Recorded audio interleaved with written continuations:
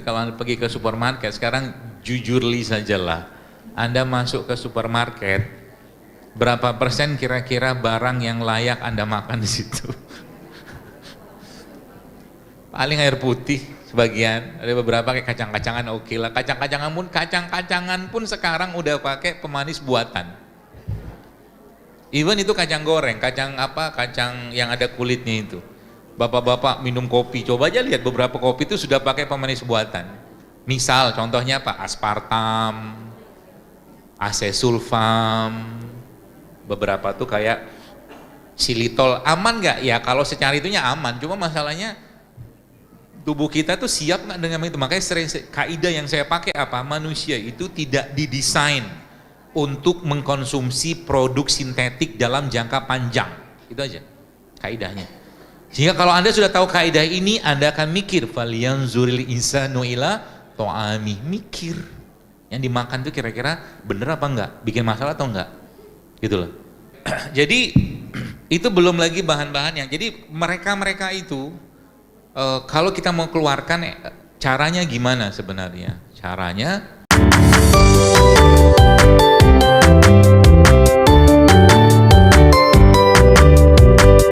jadi coding pertamanya Pak, coding sifatnya emosi-emosi positif. Maka dalam Islam sedih, takut, malas, itu pengecut, bakhil, itu semua bisa masuk ke dalam bahasa saya itu kan si organ-organ reseptor tadi yang membuat akhirnya dia nggak bisa lagi bekerja dan menjalankan fungsinya. Ya, itu coding kejiwaannya bahasa saya gitu. Makanya apa? Kalau lagi futur, kalau lagi nggak enak atau turun iman, cepat-cepatlah naik. Kalau lagi sedih, jangan kelamaan sedih. Kalau lagi takut, segera lawan takutnya. Kalau lagi males, lawan malesnya. Kenapa? Itu masuk daripada khutuwatnya syaitannya juga. Jangan kelamaan di situ, gak boleh. Sehingga Anda akan mulai paham kenapa Nabi SAW berdoa, Allahumma inni a'udzubika minal hammi wal hazan wa a'udzubika minal azzi wal kasal wa a'udzubika minal jubn wal bukhl wa a'udzubika min ghalabati daini wa qahri rijal. Karena itu bisa masuk, makanya orang-orang sekarang bilang kan penyebab lambung sakit itu karena stres, nah gitu kan. Kalau dibuka lagi emosinya apa, maka ketahuan di situ. Salah satunya misalkan overthinking misalkan. Overthinking itu nanti lama-lama muaranya kemana? Banyak. Salah satunya ke suuzon billah, ke buruk sangka pada Allah. Gara-gara overthinking.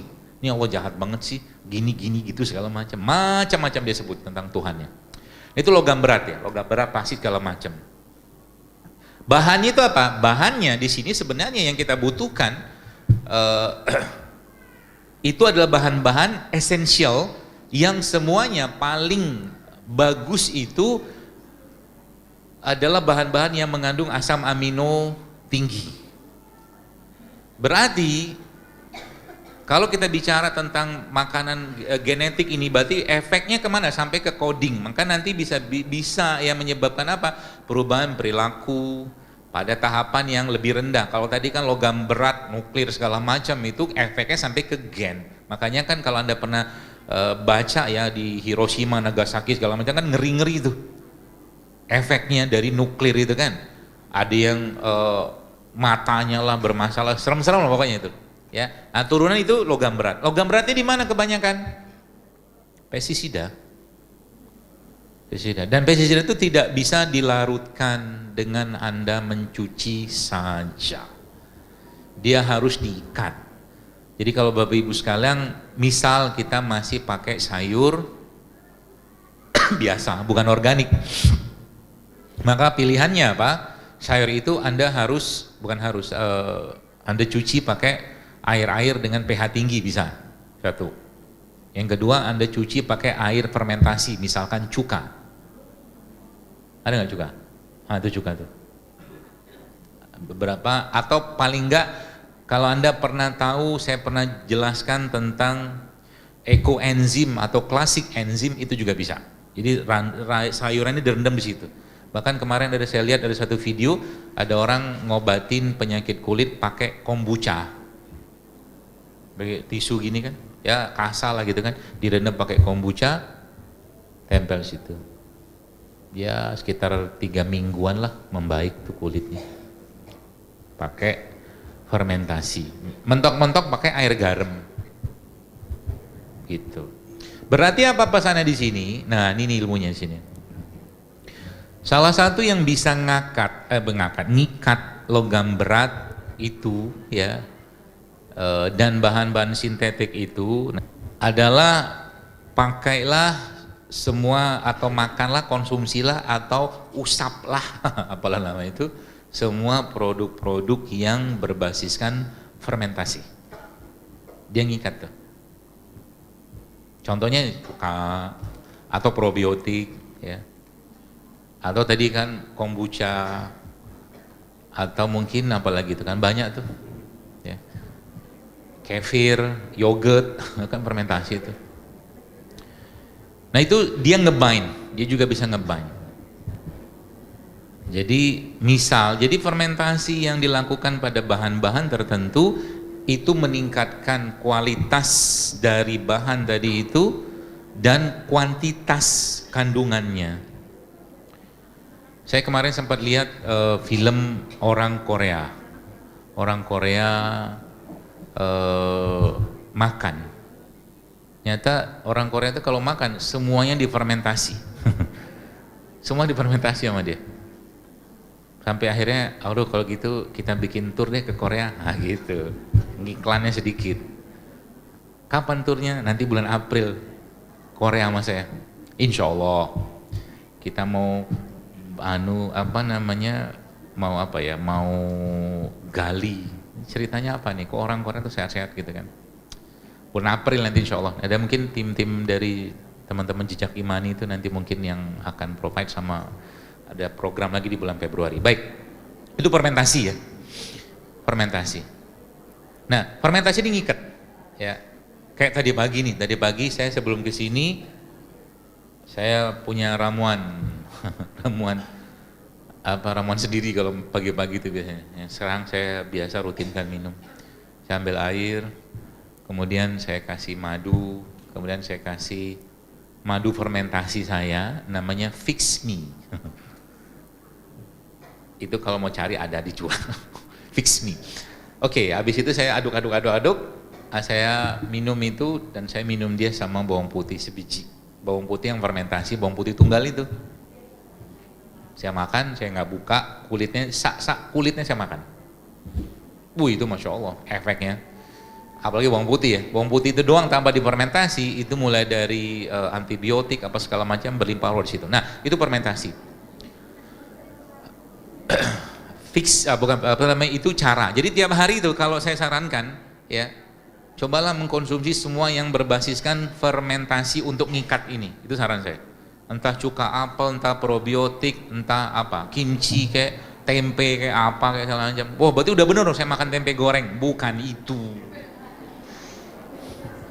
Bukan tempe goreng. Pernah bikin jus tempe nggak? Coba bikin nanti. Tapi tempe yang bagus ya, tempe organik, non GMO gitu-gitulah. Itu kalau di jus enak loh. Jadi di blender nanti kasih madu, kasih jahe sedikit, wah enak. Itu obat, bukan obat sih, suplemen tulang tempe itu. Ibu hamil minum itu, mantap itu. Sama juga dengan waktu hamil itu, ya perbanyakin minum minuman yang mengandung asam amino. Makanan juga. Contohnya apa? Ya madu, air kelapa, kurma, itu kan asam amino itu yang kita butuhkan. Baik. Itu contohnya satu ya. Jadi, nah, kalau kita lihat yang lain Bapak sekalian, banyak ya. Kalau ibu-ibu Bapak sekalian, saya nggak mau bawa barangnya, tapi kalau Anda pergi ke supermarket sekarang jujurli sajalah. Anda masuk ke supermarket, berapa persen kira-kira barang yang layak Anda makan di situ? Paling air putih sebagian, ada beberapa kayak kacang-kacangan oke lah. Kacang-kacangan pun sekarang udah pakai pemanis buatan. Even itu kacang goreng, kacang yang ada kulitnya itu. Bapak-bapak minum kopi, coba aja lihat beberapa kopi itu sudah pakai pemanis buatan.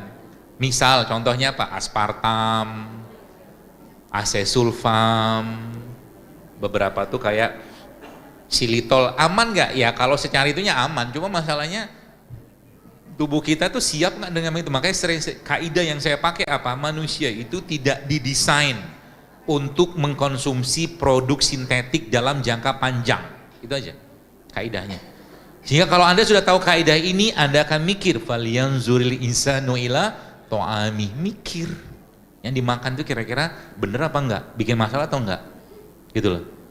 Jadi itu belum lagi bahan-bahannya. Jadi mereka itu kalau kita mau keluarkan caranya gimana sebenarnya? Caranya banyak. Tadi kan pakai binding tadi itu dengan probiotik segala macam, atau dengan kalau yang level rendah itu bukan level rendah, yang relatif nggak terlalu berat lah mungkin itu tuh dengan puasa.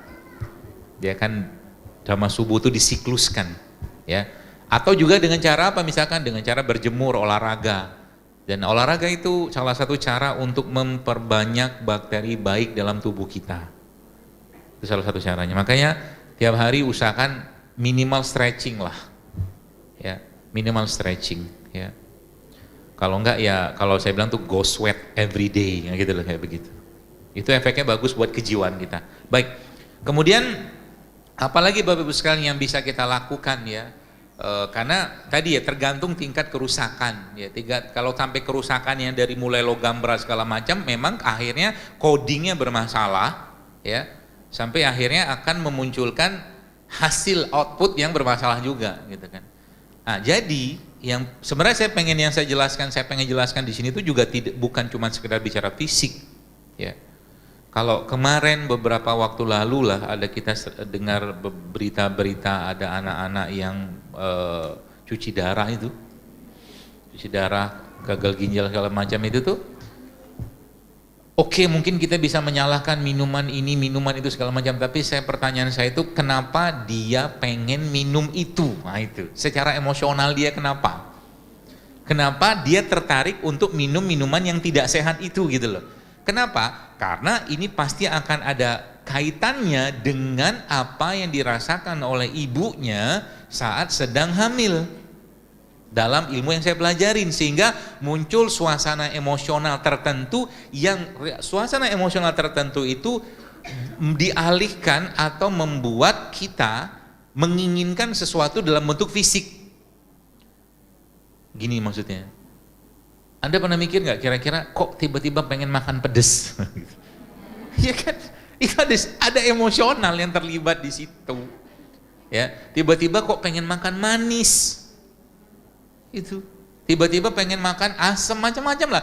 Itu sebenarnya kaitannya dengan apa? Kalau kita pakai rasa ini kepada organ, maka organ-organ ini juga punya rasa secara fisik. Ada organ itu yang butuh rasa asin, ada organ yang butuh rasa pedas, ada organ yang butuh rasa manis. Kalau dia kebanyakan, masalahnya dia. Itu sebabnya misalkan kita bicara ginjal itu semua orang sudah paham. Ginjal itu urusannya sama reproduksi. Yang disukai sama ginjal apa? Salah satunya asin.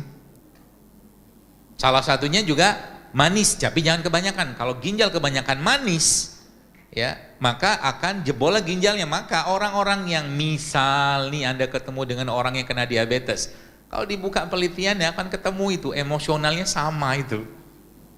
Kencing manis itu loh. Kenapa dia hobi makan yang manis-manis? Gitu. Ada sesuatu di situ yang membuat akhirnya dia pengen makan yang manis-manis itu. Itu sebabnya perlunya kita menahan itu. Misalkan kalau udah tahu nggak bener, jangan makan, jangan berlebihan.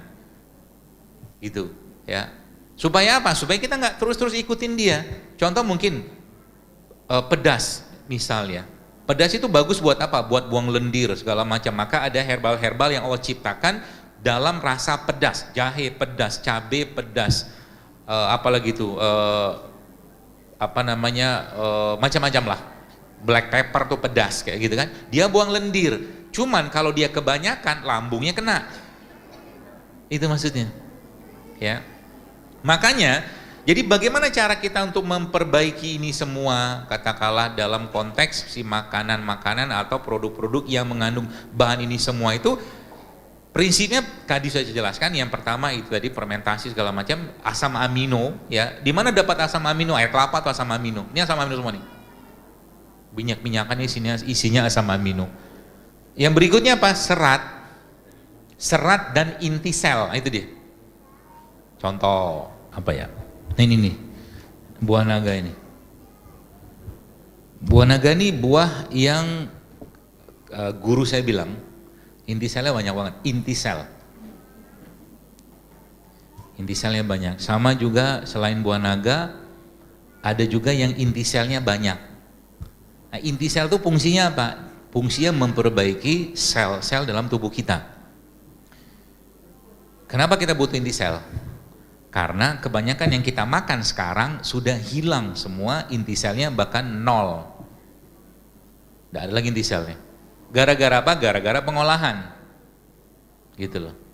Nah, Allah menciptakan mereka-mereka ini ya untuk memperbaiki sel-sel dalam tubuh kita yang rusak. Ya. Contohnya yang paling banyak inti selnya itu apa? Kuaci, biji bunga matahari itu.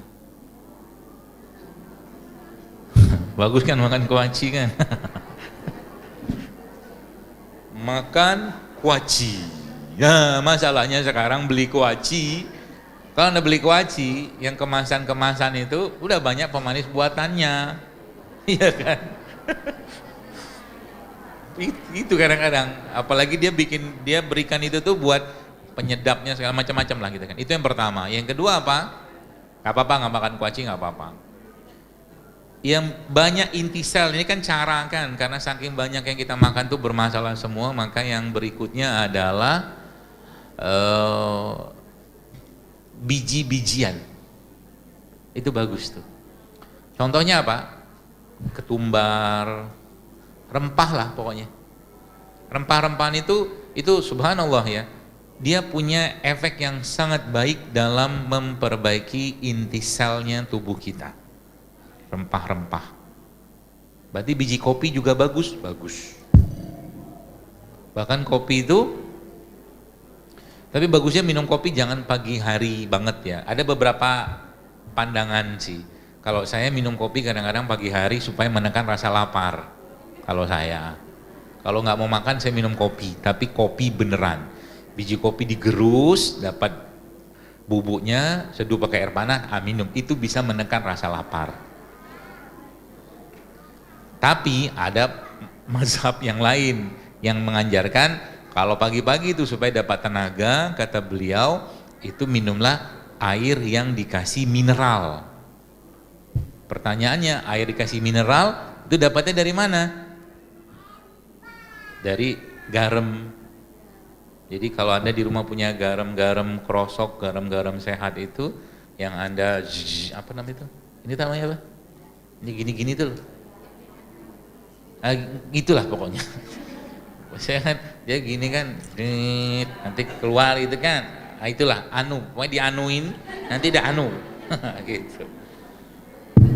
Jadi saya di rumah punya begini, isinya garam, lada hitam, sama ketumbar. Lada hitamnya bener-bener lada hitam murni banget, kerasa banget, bukan lada hitaman, yang nggak ada rasa lagi itu. Ketumbarnya juga sama, ketumbar yang masih dalam bentuk aslinya, dia biasanya bentuknya itu agak lonjong, nggak terlalu bulat, dan warnanya agak kecoklatan. Saya masukin garam sedikit, terus saya gini-giniin, masukin air, kasih madu, saya minum. Wih, strong, mantep itu. Asik banget di badan, mineral dapat, yang menekan rasa lapar dapat, modal itu doang. Jadi kalau mentok banget di mana? Saya makan lada hitam. Saya gerus gitu kan, saya green gitu, ambil 1 sendok, terus makan, dorong pakai air, jadi mah itu. Nanti coba lihat, lada hitam itu ceritanya apa? Wah, Masya Allah, makanya zaman dulu rempah-rempah itu lebih mahal daripada emas. Gitu. Jadi ibu-ibu nanti jangan selalu ajak suaminya ke toko emas, ajak ke toko rempah. Minta beli rempah yang benar. Gitu ya. Nah, tadi juga sama. Ini juga salah satu yang sangat banyak inti selnya, si buah naga ini. Ya. Jadi mereka-mereka ini Bapak sekalian sebenarnya sudah diciptakan Allah untuk apa? untuk menjadi sumber bahan baku tubuh manusia supaya kita tuh nggak sakit-sakitan. Butuh anti kanker, sini ada anti kanker. Ya, tomat. Ya kan? Anda mau reproduksinya bagus, termasuk saya mau kasih resep baru. Resep baru. Supaya reproduksinya oke. Isinya itu pertama air kelapa. Mau usah banyak, segelas aja. Gelasnya paling 400 cc lah ya, 300 cc 400 air kelapa. Kemudian Anda masukkan di situ alpukat. Alpukatnya ya paling 1/4 atau setengah lah. Boleh dikocok, kocokin aja di situ, ya nggak usah di blender. Lalu Anda masukkan kurma, ya 3-5 biji yang diiris-iris gitu kan, masukin ke situ. Terus tambahin madu. Terus terakhirnya pilihannya kalau saya lebih milih dia dimasukkan utuh, yaitu jahe. Jahenya sejempol aja. Bersihin, hancurin, aniaya dia.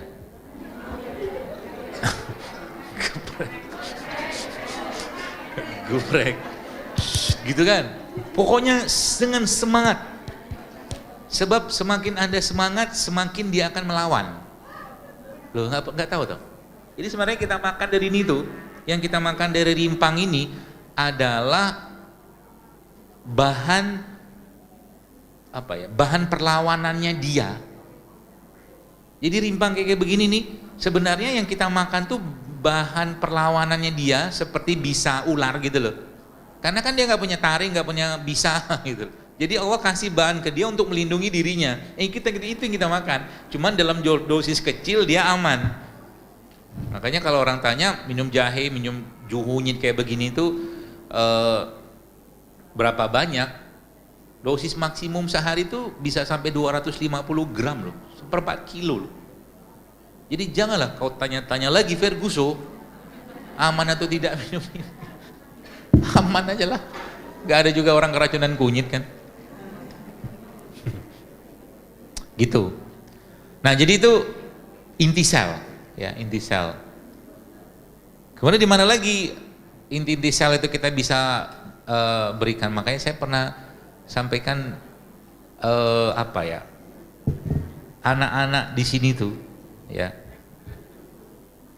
Saya tidak suka menyebutnya gen-gen apa itu. Itu jualan semua isinya. Gen X, gen Z, gen G, gen alpha, jelas. Itu kalau Anda tahu cerita di balik itunya, males kita. Ya. Jadi anak-anak itu harus dikenalkan dengan ini semua. Harus dikenalkan. Termasuk dengan bagaimana mereka berinteraksi dengan alam. Ya.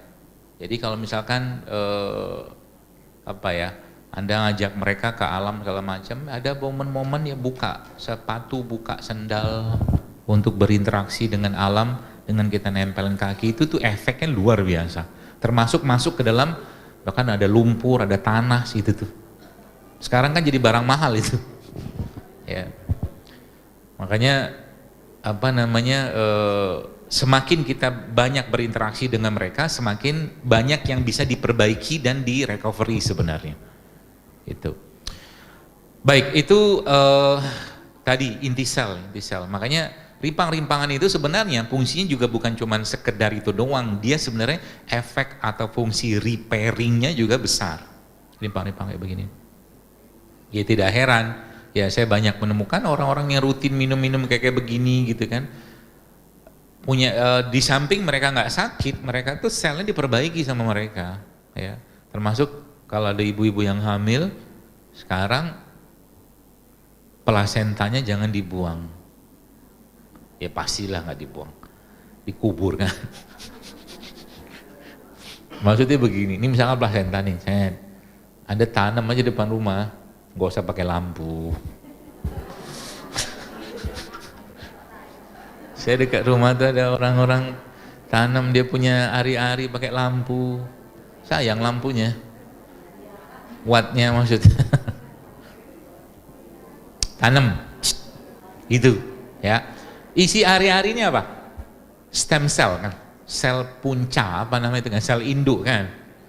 Nah, kalau mau disimpan punya dana lebih nggak apa-apa. Simpan ke bank-bank plasenta, bank ari-ari, cuman ngapain? Ya. Kalau kata guru saya itu begini. Tanam aja situ. Katakanlah ini plasenta ditanam, nah di atasnya itu Anda tanam ini kunyit, jahe di atasnya dia.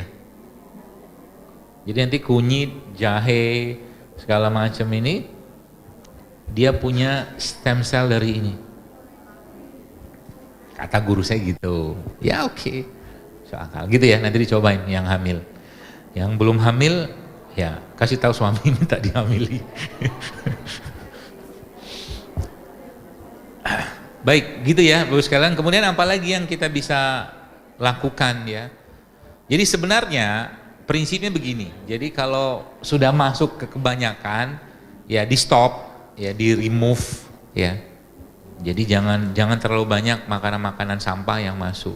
Karena sekarang itu saya ya sedih sebenarnya ya. Sedihnya tuh ada makanan-makanan yang cuma 1.000, 2.000 gitu-gitu kan, yang isinya tuh semua flavor loh, perisa ya, belum lagi pemanis buatannya segala macam gitu kan. Nah makanya mereka ini sebenarnya menjadi solusi. Ibu-ibu di rumah belajarlah masak sehat ya, jangan tiap hari dimasakin. Kata guru saya itu, ibu-ibu yang tiap hari masakin anaknya telur itu ibu males. Kata telur dadar, telur lagi gitu. Itu belum cerita telur itu kan protein digoreng dalam suhu kayak begitu rusak dia, aslinya kayak begitu. Jadi ya banyak kita perlu perbaikan lah ya untuk memperbaiki ini semua. Makanya jadi kita harus kenal dulu siapa musuhnya, udah tahu gitu kan. Selanjutnya apa? Serat. Nah serat itu banyak di mana? Serat itu ya banyak di sini ya, di inilah sayur buah-buahan kayak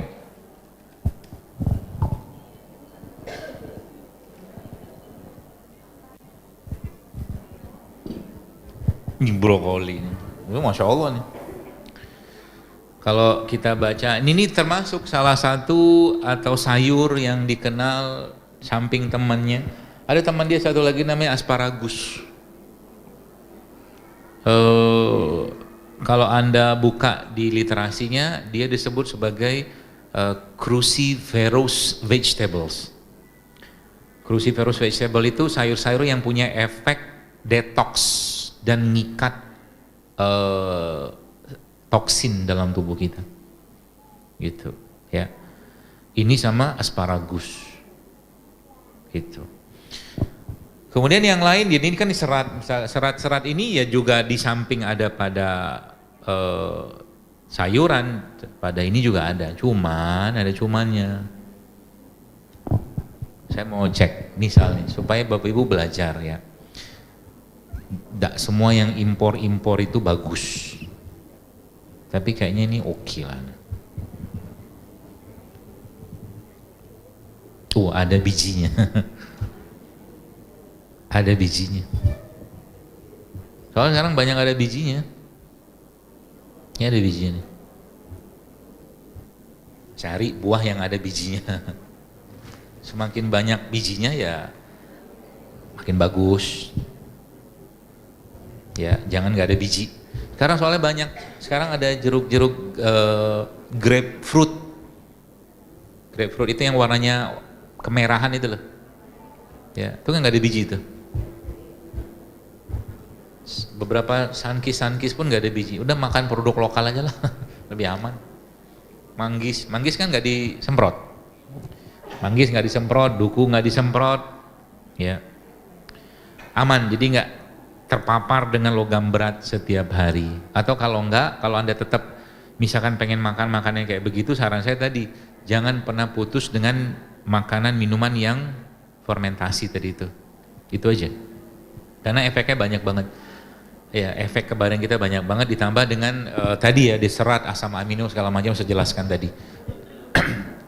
Jadi sebenarnya efek yang paling dapat dirasakan dari makanan instan itu apa coba? Perilaku. Perilaku.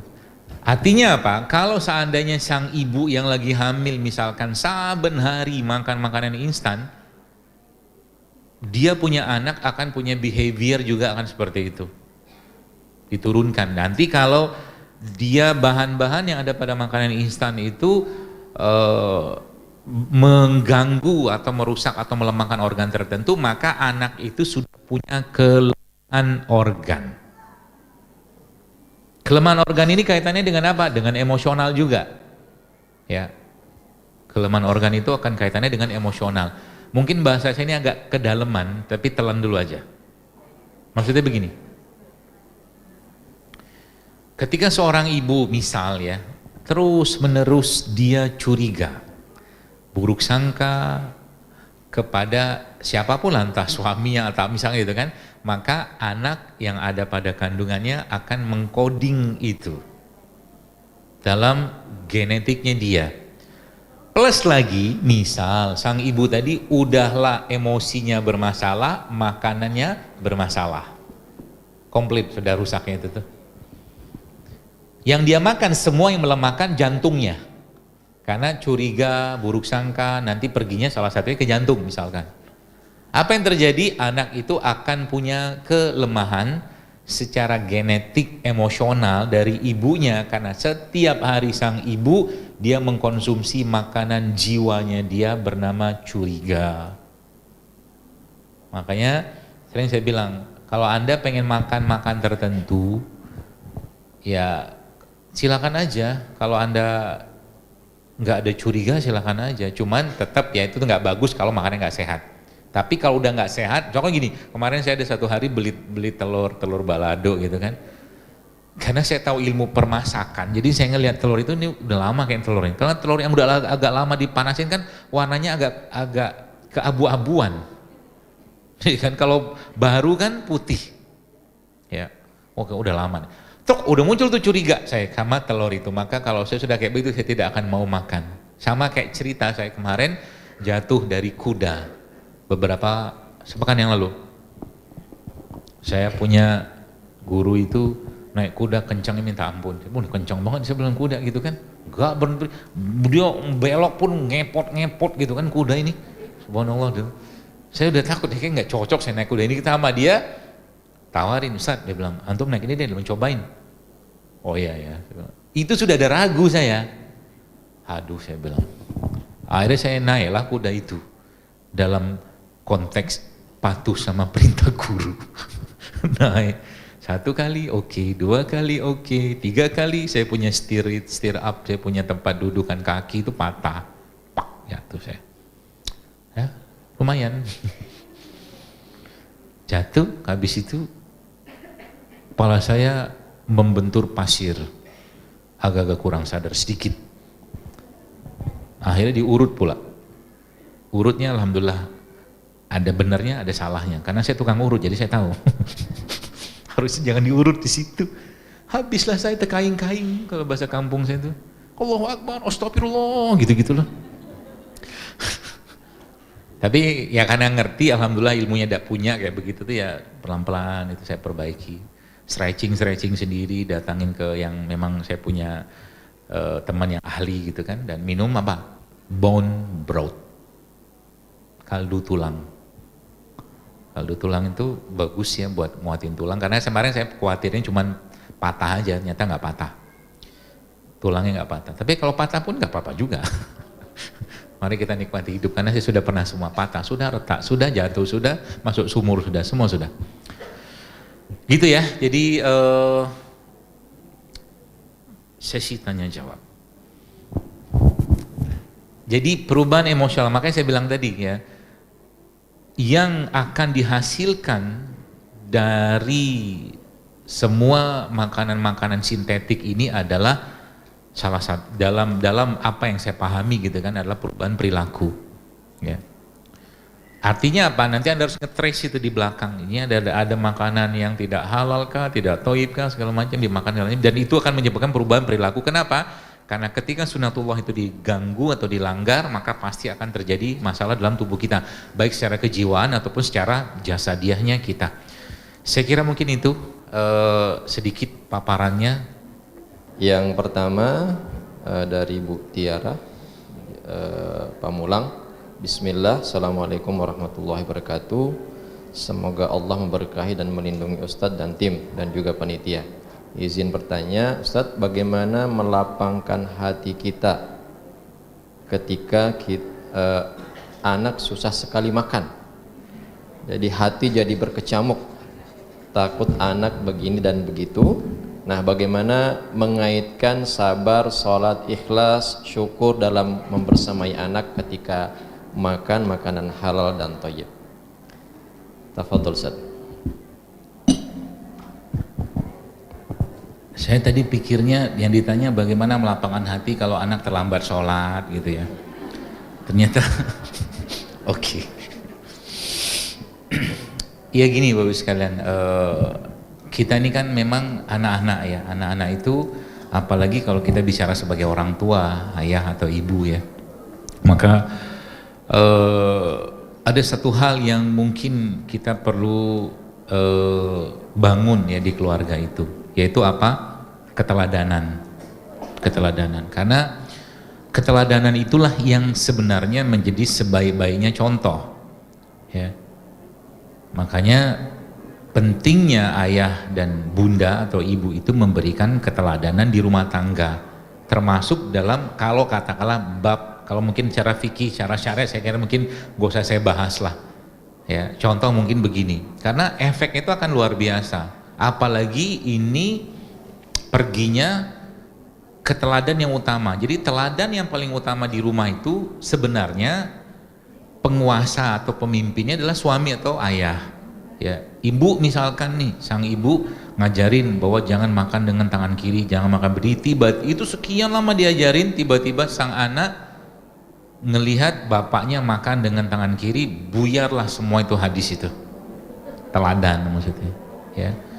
Makanya bagaimana cara membangun keteladanan dia? Keteladan itu bukan sesuatu yang dibangun dalam waktu singkat gitu loh. Jadi kalau Anda misalkan anak saya nggak mau makan begini segala macam, ya jawaban saya paling sederhana itu bersabar dulu ya. Contoh nih paling gampang begini ya, ketika ada orang tua menitipkan anaknya di pondok pesantren, tiba-tiba dikabarkan sama pondok itu dalam beberapa bulan anaknya bermasalah, orang tua misalkan marah-marah, ngomel-ngomel, enggak gitu. Kenapa? Yang didapatkan di pesantren dalam waktu beberapa bulan itu, itulah hasil didikan orang tuanya. Tiba-tiba sekarang nyalakan pondok, kan nggak masuk sebenarnya.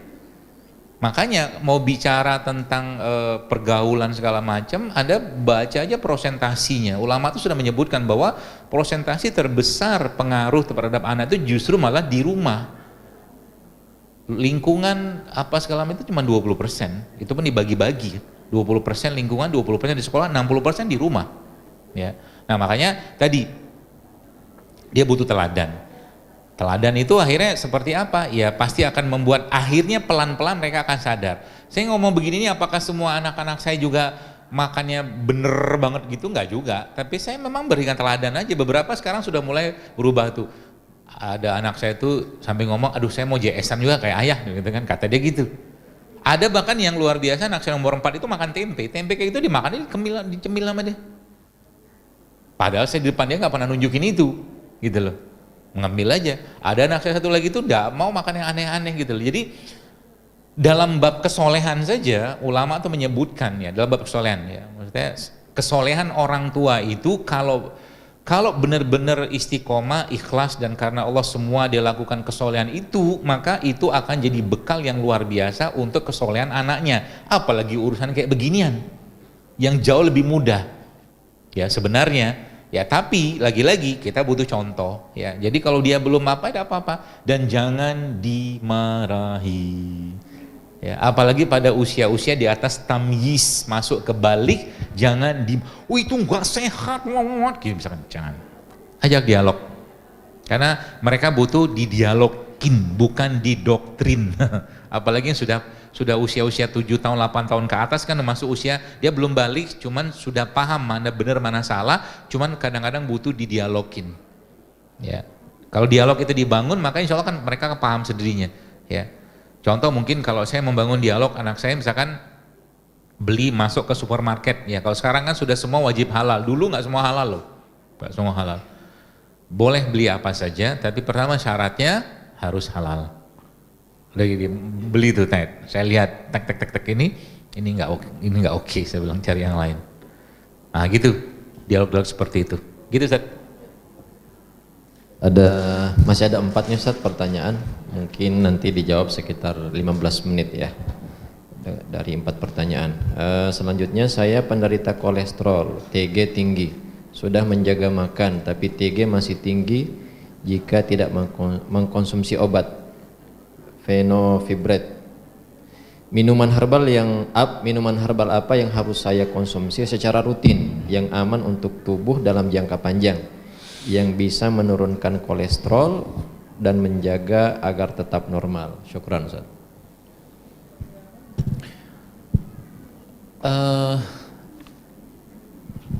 Saya tuh akhir-akhir ini senang ngulik-ngulik sesuatu yang berhubungan dengan emosional, yang itu ada hubungan dengan penyakit atau keadaan suatu ya penyakit lah seperti itu, atau kondisi ya, labs kayak begitulah.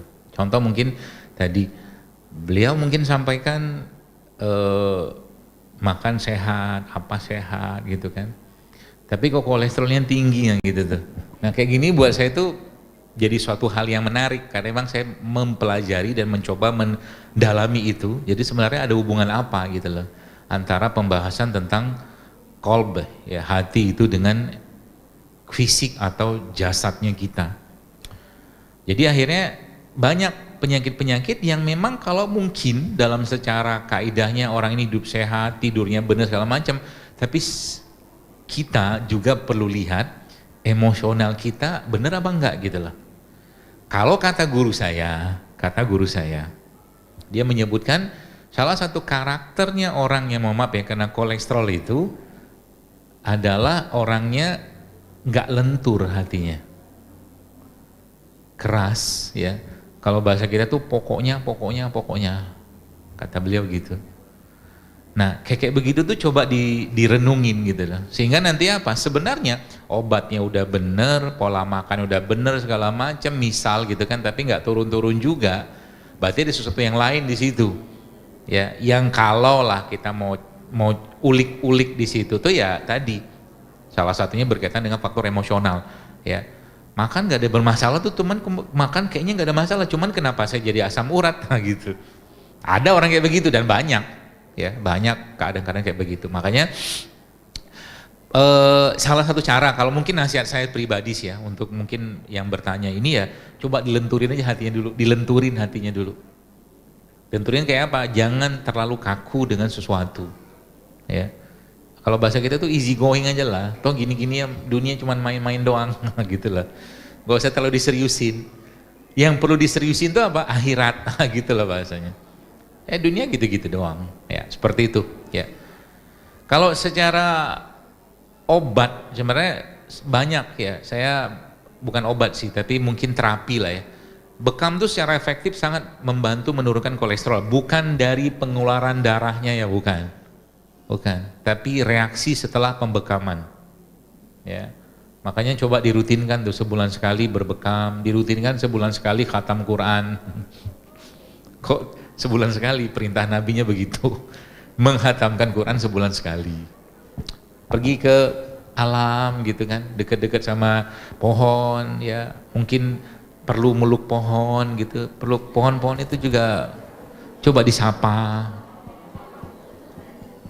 Belum pernah nyobain, cobain deh, asik, enak. Apalagi yang suaminya jauh, mungkin lagi kerja di mana ya, dan peluk pohon, ngobrol sama pohon gitu kan. Karena pohon itu juga lucu sih, maksudnya makhluk-makhluk hidup itu sebenarnya lucu. Bagi Anda yang suka pelihara kucing misal gitu, kucing kan Anda ajak ngomong, tahu dia. Akhirnya itu kayak membuat apa? Membuat hati itu tuh kayak nyaman lagi, lentur lagi gitu-gitulah, seperti itu. Gitu Ustaz. Baik Ustaz, selanjutnya Ustaz, saya penderita pneumotoraks, sudah tes TBC hasil negatif, autoimun negatif, sudah dibedah, diambil sampel kanker dan tumor negatif juga, sudah fisioterapi 1 tahun tidak ada perkembangan. Paru kiri masih tetap kempes. Apakah ada ramuan khusus untuk pneumotoraks ini? Saya juga mengalami hidroselping bilateral pada tuba falopi. Apa resep untuk keluhan saya ini, dokter? Berat ini pertanyaan. Pneumotoraks. Ya, lagi-lagi Ibu sekalian, ada satu kaidah ya saya pelajari dan saya dapatkan dari guru saya. Bahasanya itu bertaubat sebelum berobat. Ya, bertaubat sebelum berobat. Bagi, mohon maaf ya, orang-orang yang terlalu banyak ya masalah-masalah penyakit di badannya itu, saran saya coba bermuhasabah ya. Terutama kaitannya mungkin dengan kejiwaan dia, emosional dia, seterusnya kayak begitu, atau dengan orang lain ya. Karena itu berefek sebenarnya ya. Apalagi kaitannya dengan perasaan-perasaan mungkin seperti kebencian, kemarahan, dendam kayak begitu. Itu dibuang aja lah, nggak ada gunanya juga gitu loh. Atau dada yang menyimpan rasa tertentu yang akhirnya itu numpuk di dalam tubuh kita. Buang aja lah, rilis aja lah kayak begitu. Jadi kalau pada case seperti ini mungkin saya lebih menyarankan untuk ketemu sama terapis yang bisa megang. Karena perlu dilihat, karena dengan kondisi sudah berapa tahun beliau berobat belum ketemu kesembuhannya, belum ketemu ya. Mungkin perlu digali lebih dalam lagi ya. Tidak tahu Bapak Ibunya tinggal di mana, nanti saya bisa referkan beberapa yang teman-teman herbalis atau terapis yang bisa megang. Karena butuh dipegang kayak begitu tuh ya. Gitu Ustaz. Baik Ustaz. Saya seorang konselor laktasi. Adakah anjuran dari Rasulullah Shallallahu Alaihi Wasallam khusus kepada ibu menyusui untuk meningkatkan kualitas ASI yang tujuannya bukan hanya sebagai pemenuhan nutrisi bayi, namun juga membawa keberkahan, menjaga fitrah anak, melindunginya dari khutuwat syaitan? Jazakallah khairan. Sependek pengetahuan saya belum baca tentang petunjuk Nabi SAW khusus mengenai makanan buat ASI itu ya. Tapi sebenarnya kaidahnya para ulama dan ilmuwan pun sudah banyak bikin tentang bagaimana membuat ASI itu bisa lebih baik. Kaidah pertama atau kaidah utamanya tadi yang saya jelaskan di surat Al-Baqarah tadi itu, makanannya halal, makanan thayyib, gitu-itu aja sebenarnya. Balik-balik ke situ sebenarnya. Jadi contoh mungkin seorang ibu tiap hari dia minum susu. Nah, susu itu sebenarnya bagus ya misalnya. Tapi masalahnya susu yang ada zaman sekarang ini kita perlu sedikit kritisi sedikit gitu loh. Karena ada beberapa yang perlu kita saya ngomong susu ini paling susah karena sensitif masalahnya. Ya. Jadi seakan-akan akhirnya apa? Orang terjebak bahwa sumber kalsium itu semua ada pada susu. Padahal tidak. Ini kalsium loh. Brokoli tinggi banget kalsiumnya. Bone broth atau kaldu tulang tuh tinggi banget kalsium karena dari tulang. Jadi sebenarnya kalaupun susu, maka misalkan Anda bisa konsumsi yang mungkin grass fed milk ya, atau susu sapi yang grass fed yang mereka tuh hidupnya liar gitu-gitulah ya, ke alam seperti itu ya, atau susu-susu dari tanaman juga bisa ya, tanaman atau tumbuhan atau kacang-kacangan juga bisa. Atau susu santan pun bagus misalkan ya. Tapi lagi-lagi kalau bahasa saya kayak begini, maka berarti bagus dong saya minum santan yang kemasan, bukan itu. Santan beneran yang dari kelapa, Anda minum, Anda peras, itu yang saya maksud. Original gitu loh. Berarti kalau saya bikin susu almond misalkan, bukan susu almond dalam kemasan ya, karena kemasan dalam susu itu pun dalamnya apa? Aluminium kan. Itu loh. Jadi yang sudah dipabrikasi, diolah, dikemas segala macam tuh saya lebih menyarankan, bukan tidak boleh, kurangi, kalau bisa hindari. Kalau Anda membutuhkan yang sifatnya asli dan alami, ambil sumber aslinya saja. Itu lebih aman menurut saya. Ya, contoh mungkin Anda mau ngejus, misalkan meskipun jus sendiri saya tidak terlalu sarankan, ya. Kenapa? Karena gulanya akan semakin naik dengan di jus, meskipun Anda pakai slow juicer menurut saya. Tetap gula is gula. Daripada Anda makan itu lebih baik. Karena kan slow juicer itu kan tujuannya masuk semua dengan ampas-ampasnya doang yang ada gitu kan. Boleh nggak? Boleh. Cuman lebih baik Anda makan buahnya. Itu jauh lebih baik maksud saya. Ya seperti itu. Jadi kalau bicara tentang laktasi kayak begitu ya sebenarnya asam amino ya, asam amino, protein, makanan-makanan yang sebenarnya sudah dijelaskan dalam Al-Qur'an ya. Contoh mungkin waktu Maryam lagi mau melahirkan atau lagi hamil itu kan salah satu hidangannya kan buah-buahan. Ya, di surat Maryam kan seperti itu. Jadi kalau saya pribadi secara pengalaman saya banyak sekali ya. Habatus sauda itu booster ASI itu.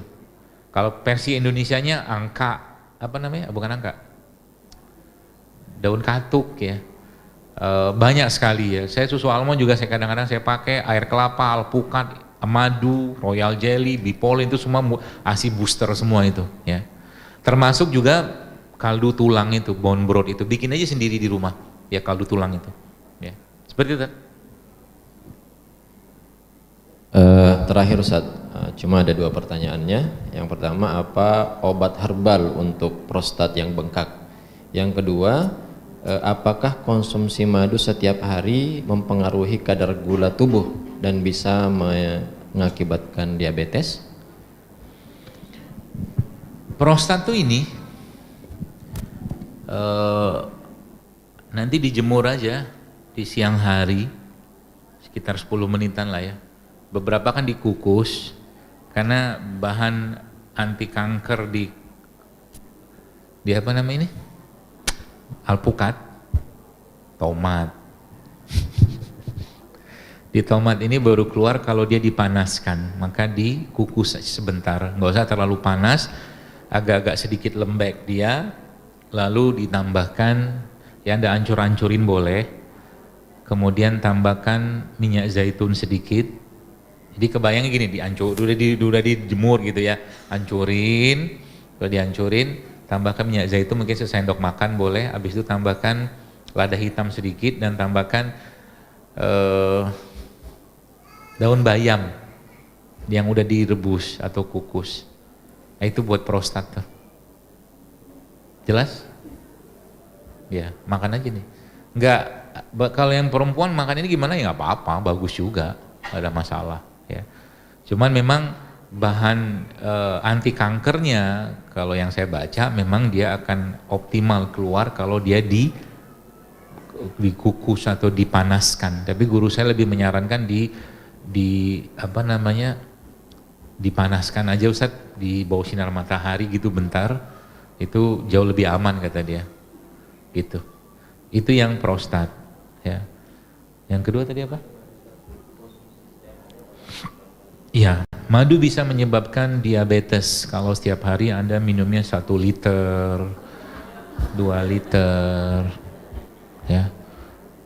Kalau minumnya 1 sendok makan, 2 sendok makan, 3 sendok makan, insya Allah aman. Asal madunya benar, bukan madu-maduan.